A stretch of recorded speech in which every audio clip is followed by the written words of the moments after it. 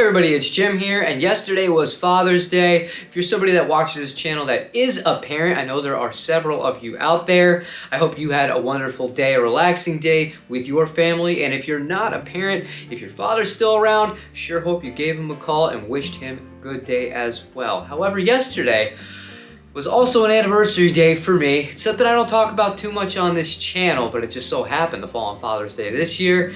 It marked 2 years since I have had any sort of alcohol. And I wanted to answer a few questions that I get throughout the course of the year because I mention it here and there on streams, but it's not something I want to make a focal point, being sober, stuff like that. So I figured I would just make a short video today and answer some of those questions, or potentially somebody who might be considering getting sober, give you some heads up on what you might be able to expect. Now I'm going to start this off with the 2 questions that I receive the most on this topic. The first being, how do you still remain creative while being sober, especially after drinking for over 20 years? And the second being, how do you get back out there on a stage and start playing live again? The first one, well, this is something that I struggled with personally too, but more so before I quit than it actually happened to be the fact after I had quit.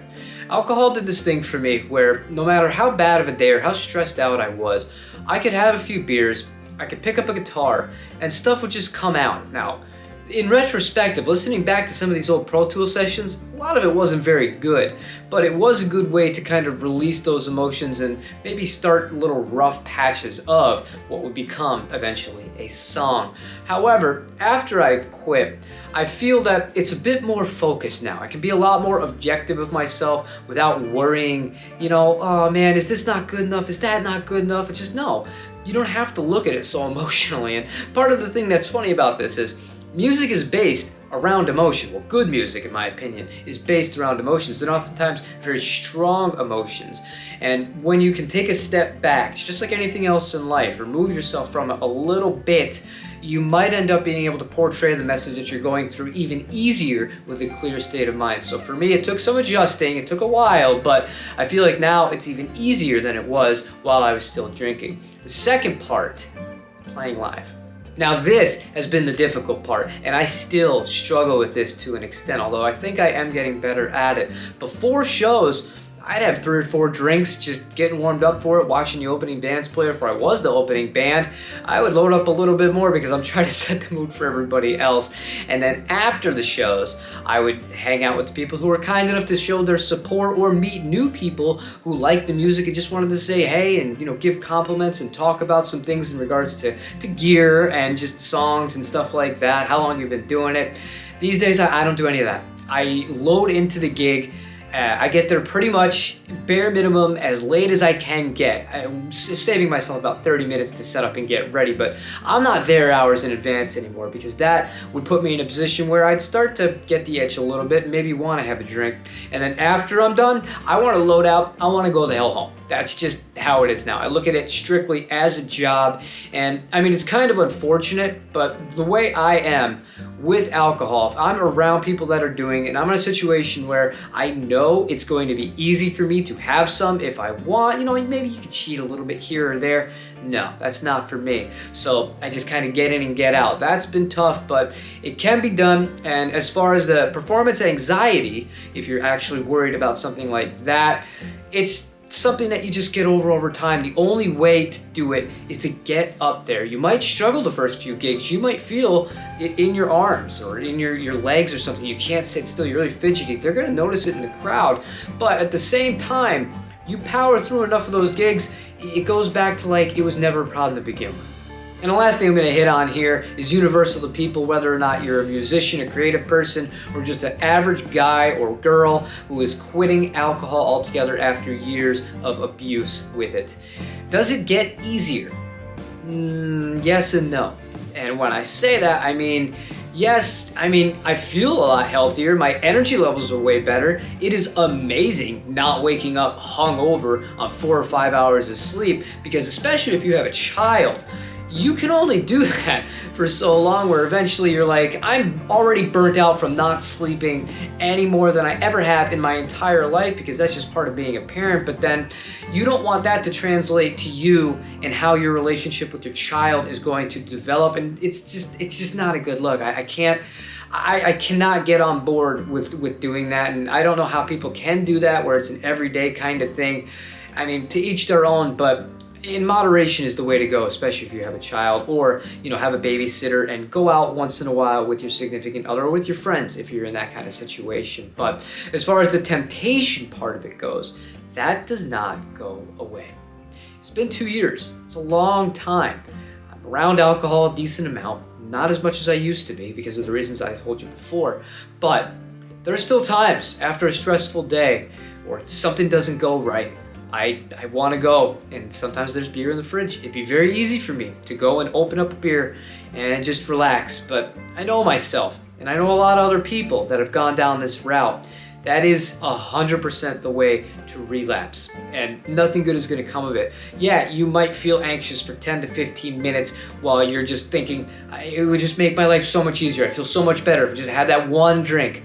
I know myself. I can't speak for anybody else, but one drink would never just be one drink. It wouldn't be able to just have the one, that's cool, and then go back into another. And that's something that a real addict, and that's what I consider myself, a real addict, you have to really come to terms with that. So if you're gonna do it, you gotta commit to it. You gotta fight it off. Don't cave in. You can overcome all this stuff. It's not easy, but the best advice I can give you, if you're watching me, you know one thing that I've done to cope with this since I've stopped. You have to find something to keep your attention away from it, outside of your normal day-to-day duties, and even a little hobby. You want something productive. You want something that you have to feel accountable for, that you're excited about. A normal job is not going to do that for you. If you're going into a job where you don't like it, you have a shit commute, all that kind of stuff that goes along with it, maybe you don't like your boss, that's not going to exactly discourage you from drinking. If anything, that might lead to you wanting to drink more when you get home. So what I did was I found this. This allows me to be in my own environment. I got nobody telling me what to do. I can talk about whatever I want to talk about, whatever excites me. And with music, there's always something new to go over, or an idea that I've had for years maybe that I can kind of convey with you guys. Even if it's not a hit or whatever, it's something productive. It's something to look forward to, and it's something that is not stressful whatsoever. So regardless of what it is, try and find that. Maybe pick up a whole new hobby. That's something that you can do at any given hour, like painting, drawing, stuff like that, or just writing. I can't recommend enough. Distraction is always going to be the ultimate key here. And the last thing to consider is what you can do with all that extra money on top of the health benefits that you're going to be getting. If you drank a 6-pack a day, I know people that drink a lot more than that. Let's just say it's around a 6-pack a day, almost every single day. $12, $13 if you're drinking, craft beer or something decent like that, or if you're drinking lower, like Coors or Bud or something like that. I don't know what they go for anymore. Maybe $8, $9 for a 6-pack. Multiply that by 365. Okay, then multiply that times 2 to make it to 2 years. That's the amount of money that goes into whatever else. Maybe that helps you save up to put a down payment on a car. Maybe that helps you to clear up more money for rent, for groceries, for the price of gas that's flying up out the window, musical instruments, stuff like that. Whatever it is, or just a vacation for you and your family, something like that, or just by yourself.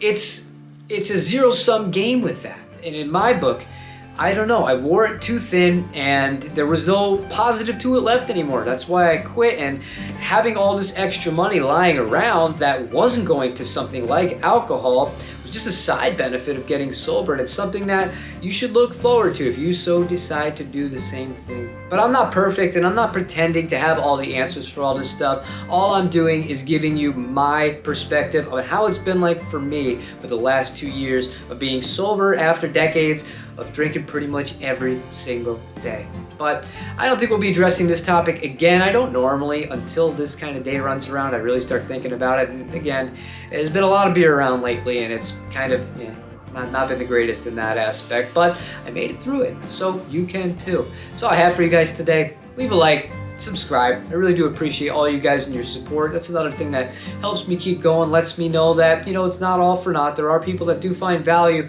in these videos and enjoy, sometimes watching me ramble on about different opinions that I may have about guitars, effects, amps, and all that fun stuff. However, the rest of this week and going forward, I'm not sure that I'm gonna commit anymore to everyday uploads. I mentioned this in last week's video, but I actually think I'm gonna try for 3. I'm gonna try for 3 videos a week, higher quality. My kid's home for the summer. This will allow more time for me to spend with her, as well as more time to work on each individual video to make it a little bit better as far as the editing, the presentation, and really hitting all the details that I feel are important to hit with these things. And we're not gonna do live streams. That's one of my favorite things about this. Every Thursday, that will remain the same. However, I will see you on the next guitar video. Let me know in the comments down below if you're somebody who is going through this or debating going through this and have reservations. But until the next video, I hope you have a great day. Take it easy.